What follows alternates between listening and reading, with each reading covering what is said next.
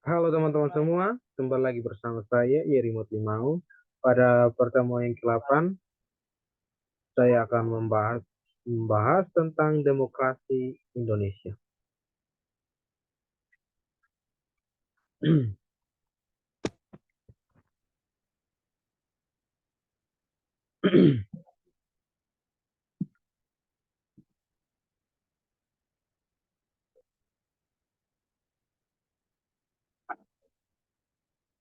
Demokrasi adalah sistem pemerintahan di mana kekuasaan politik dijalankan dari rakyat untuk rakyat dan oleh rakyat, baik secara langsung maupun perwakilan yang mereka pilih. Prinsip utama demokrasi adalah pemerintahan yang berlandaskan pada kebebasan, kesetaraan, keadilan, dan partisipasi aktif warga negara dalam pengambilan keputusan politik.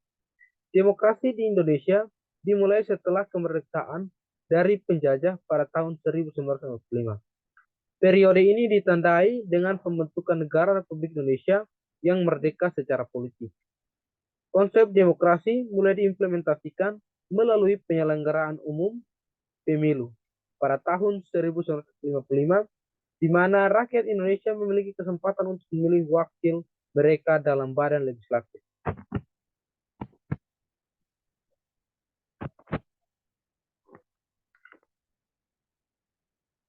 Kita akan melihat perkembangan demokrasi yang terjadi di Indonesia. Yang pertama itu demokrasi parlementer. parlementer. Demokrasi parlementer ini dimulai ketika Indonesia resmi menjadi negara yang merdeka hingga berakhir di tahun 1959. Demokrasi parlementer adalah sistem demokrasi yang menempatkan parlemen sebagai bagian fundamental di pemerintahan. Yang kedua itu demokrasi terpimpin terjadi pada tahun 1959 sampai tahun 1965. Demokrasi terpimpin adalah sistem pemerintahan di mana segala kebijakan atau keputusan yang diambil dan dijalankan berpusat pada satu orang, yaitu pemimpin pemerintahan. Yang ketiga itu demokrasi Pancasila era Orde Baru yang terjadi pada tahun 1965 sampai tahun 1998. Setelah peristiwa G30 SPKI terjadi pada tahun 1995, terjadi penghentian pemimpin dari Soekarno menuju Soeharto. Era Orde Baru ini juga dikenal dengan istilah demokrasi Pancasila yang menjadikan Pancasila sebagai landasan demokrasi. Dan yang keempat, demokrasi reformasi yang terjadi pada tahun 1998 hingga sekarang. Berakhirnya rezim Orde Baru yang berkuasa selama 32 tahun melahirkan demokrasi baru yang dikenal dengan istilah era reformasi.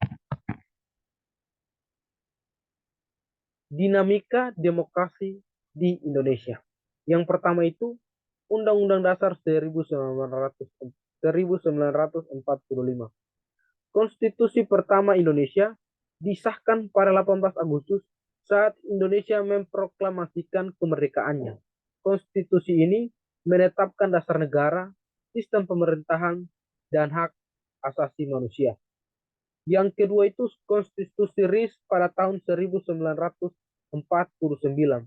Setelah kemerdekaan Indonesia, setelah kemerdekaan Indonesia mengalami periode federalisme dengan pembentukan Republik Indonesia Serikat atau disingkat RIS yang memiliki konstitusi tersendiri. Konstitusi RIS pada tahun 1945 menetapkan struktur pemerintahan federal antara pusat dan negara-negara bagian. Yang keempat itu Undang-Undang Dasar 1900 UUD mohon maaf, Undang-Undang Dasar 1950. Setelah pembubaran RIS, Indonesia kembali ke sistem kesatuan negara dengan Undang-Undang Dasar 1950.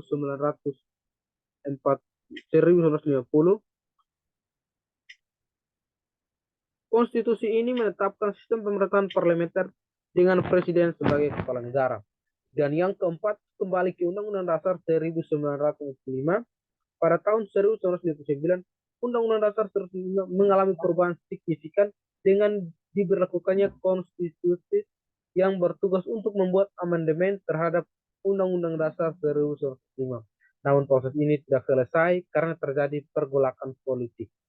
Dan yang kelima itu amandemen Undang-Undang Dasar 1945. Pada tahun 1999, Indonesia berhasil melakukan amandemen pertama terhadap Undang-Undang Dasar 1945 yang mengubah sistem pemerintahan dari parlementer menjadi presidensial. Selanjutnya, amandemen kedua dilakukan pada tahun 2000, amandemen ketiga pada tahun 2001, dan amandemen keempat pada tahun 2002. Sekian pemaparan materi dari saya. Terima kasih.